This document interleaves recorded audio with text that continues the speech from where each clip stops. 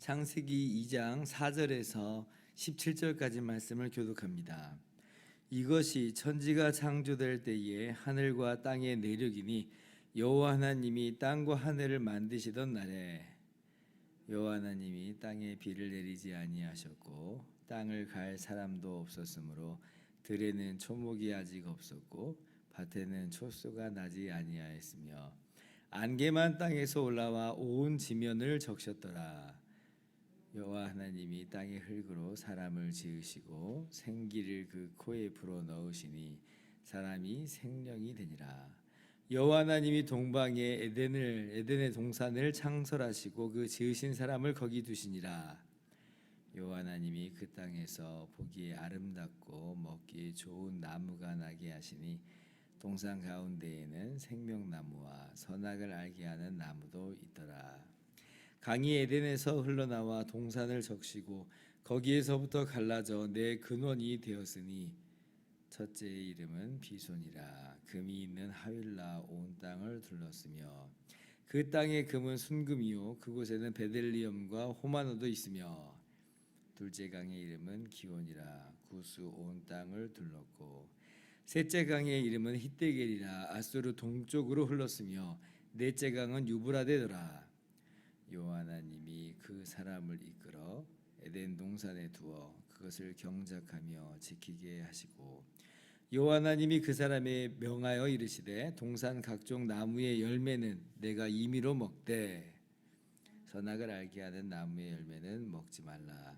내가 먹는 날에는 반드시 죽으리라 하시니라. 아멘. 할렐루야. 하나님의 크신 은혜와 평강이 오늘도 변함없이 여러분 가운데 가득 넘치기를 주님의 이름으로 축원합니다. 오늘 2장의 말씀은 1장에서 이루어진 이 온 우주 만물의 창조 중에서 특별히 인간 창조의 부분을 조금 더 자세히 기록한 부분입니다. 예전에 이제 주일학교 어떤 선생님이 이렇게 막 이야기하는 걸 본 적이 있어요.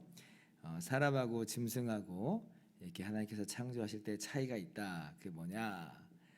사람은 하나님이 흙으로 만드셨고 짐승은 말씀으로 만드셨다. 이렇게 이제 가르치신 걸 들은 적이 있어요. 근데 안타깝게도 아니죠. 틀렸습니다. 왜냐하면 사람의 흙으로 지은 건 맞아요. 그런데 이제 짐승도 흙으로 창조하십니다. 19절 우리가 읽지는 않았지만 내일 읽을 때 내용이지만 19절 보면 흙으로 이제 창조하셨다는 그런 내용이 나와요. 그러니까 이제 이 선생님은 창세기 1장만 보고 이야기하는 바람에 말씀으로 다 창조하셨으니까라고 이제 생각을 해서 그렇게 얘기를 한 건데, 근데 성경을 앞뒤를 또 잘 봐야지 안 그러면 이렇게 우리가 잘못 가르치는 경우도 있다는 것이에요. 그래서 이 흙으로 만들었다는 것에 있어서는 사람이나 짐승이나 차이가 없습니다. 그런데 이제 사람의 이 창조의 독특함이 오늘 2장에 하나 나오는데 이제 그게 뭐냐면 사람은 흙으로 지으시고 그리고 이제 생기를 불어 넣으셔요. 하나님께서 생기를 불어 넣으셔서 그래서 생명이 있게 하십니다. 이게 차이가 있어요. 그러니까 짐승에게는 그런 대목이 나오지 않아요. 근데 이 인간을 창조하실 때만 하나님의 이 숨결이 들어간 거죠. 하나님의 숨이 인간에게 훅 들어와 가지고 그래서 인간이 생령이 됐다. 그렇게 이야기하죠. 7절에 생령이 됐다. 사실 이 생령이다라고 하는 단어도 독특한 단어는 아니고요. 역시 이제 2장 19절에 보면 이 각종 이 짐승들이 생물이다라고 하는 단어가 똑같은 단어예요. 사실은 똑같은 단어인데 사람에게는 생령이라고 쓴 거고 이 동물에게는 생물이다 이렇게 쓴 것뿐이에요. 차이가 없어요. 이것도요. 오직 하나 차이는 뭐냐면 생기가 들어간 거예요. 하나님의 숨결이 들어갔다. 이제 이게 뭘 의미하는 거냐면 이제 어저께도 잠깐 말씀드렸다시피 이 사람이 창조될 때는 이 다른 생물들하고 다른 어떤 각도, 어떤 방식으로 창조가 됐잖아요. 하나님께서 어저께 뭐라고 그랬어요? 의논하셨다고 그랬죠. 삼위일체 하나님의 의논이 있다고 그랬어요. 그리고 그 의논 가운데서 하나님의 형상, 하나님 자신의 형상을 담도록 그렇게 창조하셨다. 창조하시자 이렇게 얘기하셔서 창조하셨잖아요. 그리고 그렇게 하나님의 형상으로 창조된 인간으로 하여금 이 모든 생물을 다스리게 하시는 이제 그러한 것으로 다른 이 동물들하고 구분을 지으세요.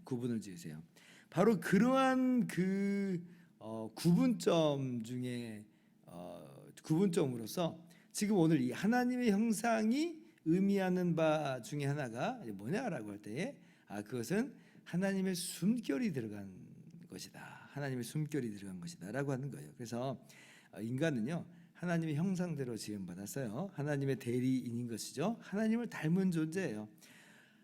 하나님의 숨을 받은 존재, 하나님의 숨을 받은 존재. 영적인 존재다. 그 것이죠. 그래서 학자들은 이 하나님의 숨결에 대해서 이것을 이제 인간의 영혼이다라고 이제 대부분 이야기를 합니다. 이때 이제 하나님께서 인간은 육신만으로가 아니라 하나님의 숨결을 담은 영적인 존재로, 영혼이 있는 존재로 만드셨다는 것이죠. 어쨌든지 간에 인간의 생명이라고 하는 것은 다른 피조물과 달라요. 하나님께서 불어넣으신 생기로 말미암아 주어진 거예요. 이게 뒤집어 말하면 무슨 말이냐면 하나님을 떠나버리면 이 생명이 당연히 없어진다는 거죠. 없어진다는 거예요. 하나님께로부터 이 생명이 주어졌기 때문에 하나님을 떠나면 그 생명을 잃어버릴 것이다 라고 하는 것을 이미 짐작해서 알 수가 있죠. 그러니까 아니나 다를까 3장에 보니까 하나님을 떠난 인간은 그 영혼이 즉시로 죽어버리는 그러한 사망 가운데 놓이게 된 것을 우리가 알 수가 있습니다. 어쨌든 오늘 말씀만으로 일단 본다면 인간은 하나님의 숨결을 담은 하나님의 숨으로 말미암아 생명을 얻게 된 그러한 특별한 존재다. 우리가 그런 특별한 존재다라고 하는 것을 우리가 알 필요가 있겠습니다. 그리고 이제 하나님께서 그렇게 사람을 특별하게 창조하신 다음에 에덴 동산을 창설하시고 에덴 동산에 사람을 두시죠. 참 놀라운 것은 이 에덴 동산은 정말 보기에 우리가 이제 딱 읽어봐도 알겠지만 너무 복된 그런 장소로 그려져요. 너무 아름다운 곳이죠. 먹기에 좋은 아름다운 이 나무의 실과들이 거기에 주렁주렁 열리는 그러한 곳으로 보이죠. 그래서 하나님이 그 에덴 동산을 창설하시고 하나님이 창조하신 그 특별한 우리를 인간을 그 에덴 동산에 딱 두신 거예요. 이게 참 놀라운 것이 이 고대 근동의 이 신화, 고대 근동의 설화들을 보면 창조 설화들이 막 있잖아요. 창조 설화들이 막 어떤 신이 막 사람을 만들었다, 뭐 이런 내용들이 나오는데 그런데 이제 그 신화들, 그 설화들을 보면 전부 다 이제 인간들은 이 하나님의 어떤 착취 대상인 거죠. 하나님이 이용해 먹으려고 만든 거예요.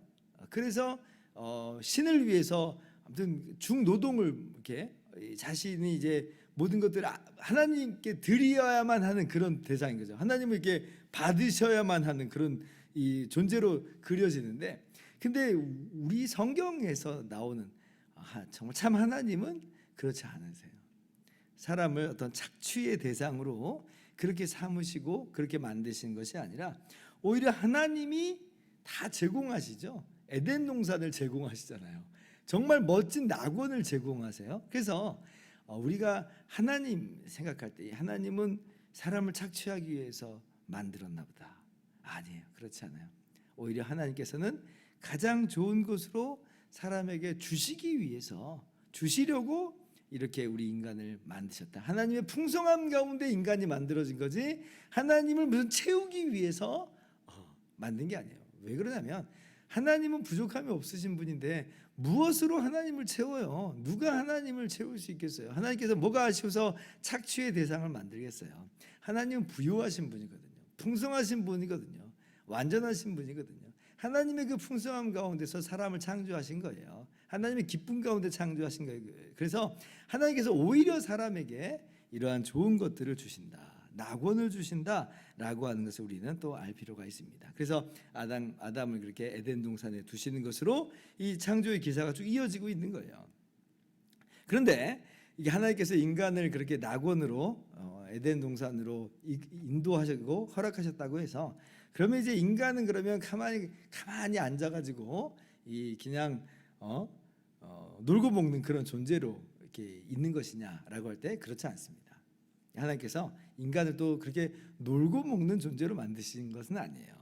오히려 인간의 이 창조의 어떤 방향, 이 삶의 목적, 삶의 방향을 부여하시는데 뭐냐면 하나님이 이렇게 아름답게 창설하신 이 에덴 동산을 경작하고 지키는 것, 이것이 이제 인간에게 부여한 일입니다.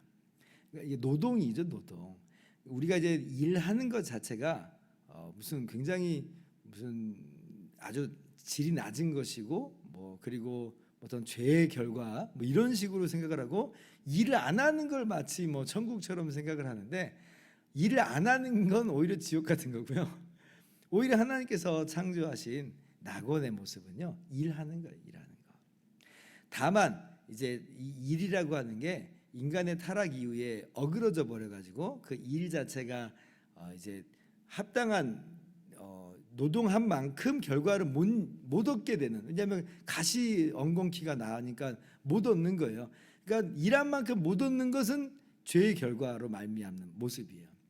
그리고 일한 것 가지고 서로 비교하고 경쟁하고 그러는 건 이 죄의 결과, 인간의 죄악의 모습이죠. 그런데 그런 거 아니고서는 막 땀을 흘려야 간신히 먹고 사는 그런 노동이 아니고서는 이 노동 자체는 하나님께서 처음부터 인간에게 주신 이 삶의 모습입니다. 사람이 일하는 게 복이지 일하지 않으면 금방 늙어버리잖아요. 우리가 이렇게 사람이 뭔가를 가치 있고 의미 있는 뭔가를 해야지 스스로도 보람이 되고 이게 행복하지, 그냥 가만히 있으면요 당장은 행복해 보여요. 당장은 좋아 보여요. 그런데 이것이 뭐 1년 2년 계속 되면 사람이 지루합니다. 이게 일하지 않으면 삶의 의미와 목적을 금방 상실해 버리는 것이 인간이에요. 그래서 이 일하지 않는 것이 마치 불로소득을 얻어 누리는 것이 그게 복받은 것이다. 그렇지 않고 건전하게 건강하게 일하는 것이 막 신체에 무리가 가도록 일하는 거 말고요, 피곤하도록 일하는 거 말고 건강하게 일하는 것은 인간에게 주신 복이다라고 하는 걸 우리가 알 필요가 있습니다. 그래서 우리가 오늘의 일에 대해서 이제 우리의 마음을 이렇게 기울이면서 이것이 내게 복인 줄 알고 또 우리가 힘써 주어진 일을 맡겨주신 일을 잘 감당해야 되겠습니다.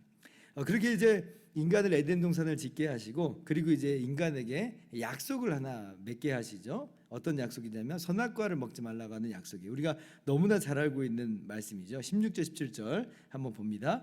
여호와 하나님이 그 사람에게 명하여 이르시되 동산 각종 나무의 열매는 네가 임의로 먹되 17절 같이요, 선악을 알게 하는 나무의 열매는 먹지 말라. 내가 먹는 날에는 반드시 죽으리라 하시니라. 하나님 다 주셨어요. 동산에 있는 모든 나무의 열매는 다 임의로 먹으라. 완전한 자유를 주신 거예요. 부족함이 없게끔 하신 거예요. 그런데 딱 하나 제한을 걸어 놓으셨는데 그게 뭐냐면 선악을 알게 하는 나무의 열매는 먹지 말아라라고 하는 거예요.